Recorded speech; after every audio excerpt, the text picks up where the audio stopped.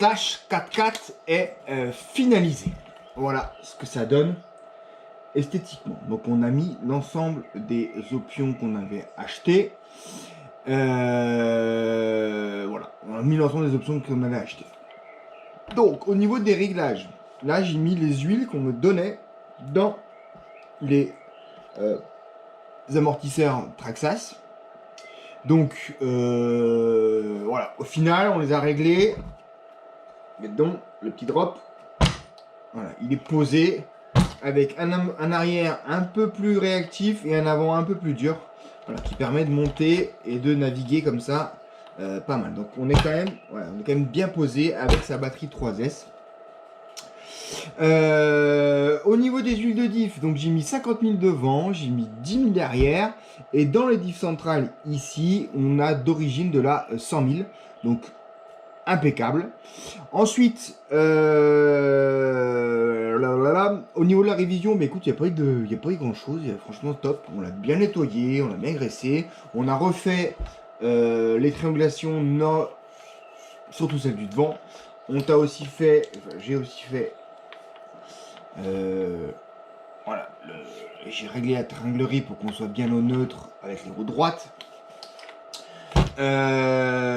J'ai testé ici, on a mis un petit pignon de 11 sur une couronne de 54 sur le diff central. Donc tu as les deux autres qui sont du 53 et du 52 je crois, que tu peux monter dessus, qui te permet d'aller un peu plus vite. Donc c'est vrai que là en 11,54 on est tranquille, même en 3S. On est pépère, on est bien, on va rien consommer du tout, on doit être dans les 50-60 km/h à peine. Donc toi tu peux soit monter le pignon ici, donc c'est du module 0,8 avec un axe de 5, il faut pas se tromper. Et ou alors monter directement, mais bon c'est un peu plus chiant à changer que l'axe que le moteur. Mettre la couronne de diff un peu plus grosse, là de 50 ici et 50, je sais plus, ouais, le deuxième, ouais, donc là, voilà, 50 et 52. Donc 54, 50, 52, donc tu peux aller jusqu'à 50. Ça va aussi t'augmenter un peu la vitesse, sans changer de pignon. Sinon, tu as encore le pignon 17 qui était livré avec le 2S. Donc globalement, tu peux aller plus vite. Donc après, c'est à toi de me dire, voilà, je savais pas non plus ce que tu cherchais vraiment en termes de vitesse. Donc j'ai fait au plus lent, comme ça on est tranquille. Mais ça avance déjà pas mal, hein, comme dit. Et puis on est pas mal. Tu auras dans ton colis l'ensemble des pièces que j'ai remplacées, qui sont bien entendu retour chez toi, les anciens roulements qui ont été remplacés. Tu as aussi l'ancien motorisation, donc tu as ton VXL 3S qui fonctionne encore, j'imagine, et le moteur, donc 3500 kV. Alors lui, je pense il est rincé. Là, il n'y a plus de démontation, tu sens plus rien. Ouais, à mon avis, lui, ça c'est pas bon signe. Hein, si tu veux mon avis, celui-là il est un peu râpé. Tu as aussi toutes les notices, tous les cartons avec toutes les références de ce que tu as sur ta voiture. Donc comme ça, si au cas où, tu sais ce que tu as cherché. Voilà pour ça. Donc, bon, tu m'as pas encore répondu, mais voilà, moi j'ai que des XT90, donc je t'ai monté des XT90 pour que je puisse tester la voiture. S'il faut que je te mette des EC5, je mettrai des EC5. Tu me réponds par mail, il n'y a aucun problème, je te ferai ça. Je vais vous montrer aussi, donc ici on a une motorisation surpasse. Donc pas très cher, hein, sympathique, avec un petit Vario 60 ampères et un 3660 2600 kV. Donc petit point sur les réglages qui sont donnés avec cette carte là, qui sont livrés avec. Il y a une petite nuance et il y a des petites choses à savoir. Donc la première chose, c'est que ça se branche directement sur le fil de l'ESC. Donc je vais ouvrir ma boîte radio.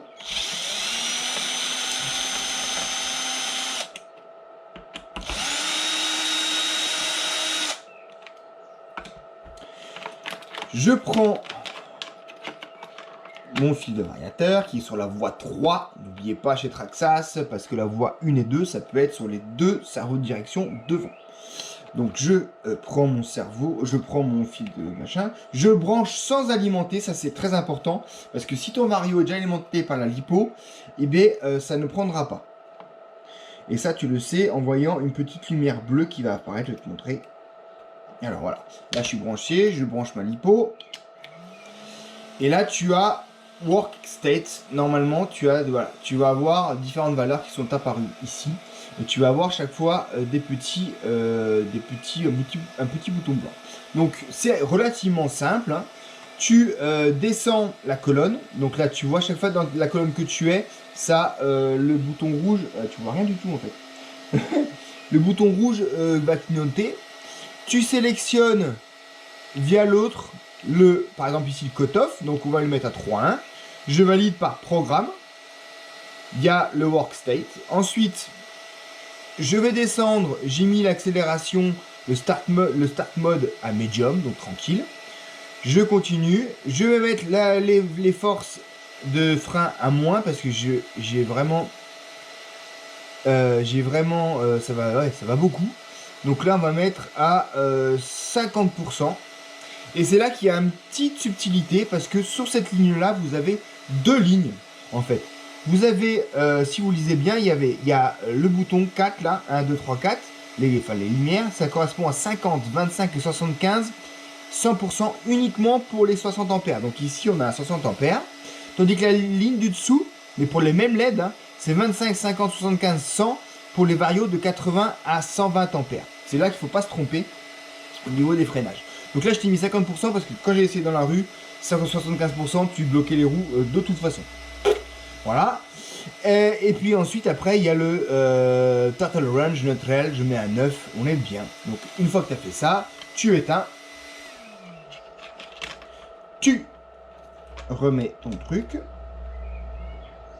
Il n'y a pas de calibration. Elle se fait automatiquement. Donc, c'est pour ça que je vais vous faire entendre. Bon, je vais vous montrer après. Il y a deux séries de bip. Quand tu allumes, il y a le bip alimentation, et il y a le bip bip, deuxième bip bip qui dit que quand j'ai allumé ma radio, donc ça aussi, hein, faut que tu reprennes les piles, les piles que tu m'avais données étaient foutues, donc voilà. Donc là, je t'ai rallumé la radio, le petit bouton, et là il y a deux séries de bip, premier, deuxième, et là il a pris le neutre, et après, ah oui c'est vrai, il faut que je le refasse, faut revalider, pardon.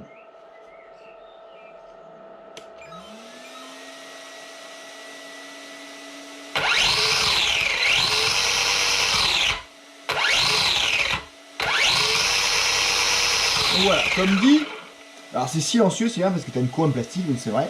Donc l'accélération est tranquille, voilà, tu as un bon 50 km/h. On n'est pas trop mal. Maintenant, on peut aller plus vite, comme dit. Je voulais pas présager de ce que tu voulais faire de ton utilisation. Je vais juste te montrer. Voilà, hop, on met pas ça, on va débrancher ça. Je remettrai le capuchon après. Je vais juste te montrer des jolies fusées qui sont cachées par les jantes, comme ça tu verras bien, tout est bien monté. Alors tout se monte bien, tout est impeccable. Alors les cardans GPM effectivement ils sont lourds, ils sont peut-être pas de la meilleure facture, c'est vrai, mais c'est vrai que quand tu regardes les prix des NIP, ça fait 40 euros là, c'est 80 euros la paire, donc ça commence à causer hein, quand même. Donc voilà, les petites fusées alu avant du plus bel effet. Donc franchement c'est une jolie petite bête. Et je voulais revenir ainsi sur un petit truc qui a fait un peu débat, hein, voilà, sur les groupes Facebook et choses comme ça. J'ai dit non, j'ai dit que le slash était la base de construction du X-Max. Et oui, c'est le cas. Alors c'est la base, j'ai pas dit que c'était comme un X-Max. J'ai dit que c'était la base de construction, sachant que le X-Max est bien venu bien plus tard que le slash. Donc, de par sa conception, en fait, par des cellules séparées du châssis. C'est-à-dire que si vous avez le châssis central, vous avez une partie avant, une partie arrière, qui n'est pas soutenue comme les châssis classiques, par une planche qui vient, où le châssis vient se poser par-dessus. Donc ça, tu le retrouves aussi sur le X-Max, avec la partie centrale, partie avant, partie arrière. Et en fait, ça vient se loger sur les bulkheads, se brancher sur les bulkheads par le dessus, et saucissonner par le bas sur ces deux renforts ici, comme sur le X-Max. Autre conception similaire, vous avez l'emplacement des diffs, des différents diffs qui est exactement la même que sur l'X-Max. Vous avez le diff avant, vous avez le tube, encore un point commun avec le X-Max, qui va au diff central et qui va ensuite sur le diff arrière, comme le X-Max.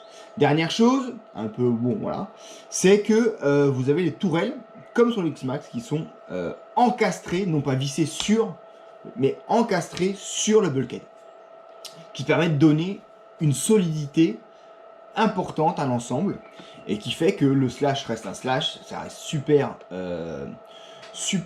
solide comme le X-Max, bon, ça vous le savez hein. Donc voilà, dites-moi ce que vous en pensez, dites-moi voilà, est-ce que j'ai tort, j'ai raison, est-ce que oui, on n'est pas, c'est pas la même chose qu'un X-Max, on est d'accord, mais la base de conception qui est restée sur celle du X-Max, c'est celle-ci. Le X-Max, on a rajouté des grosses, géantes tourelles de suspension en triangle, plus un renfort encore par le dessus. Ok, pas de souci, c'est normal. Mais la base est celle-ci du Slash. Voilà mon Cyril.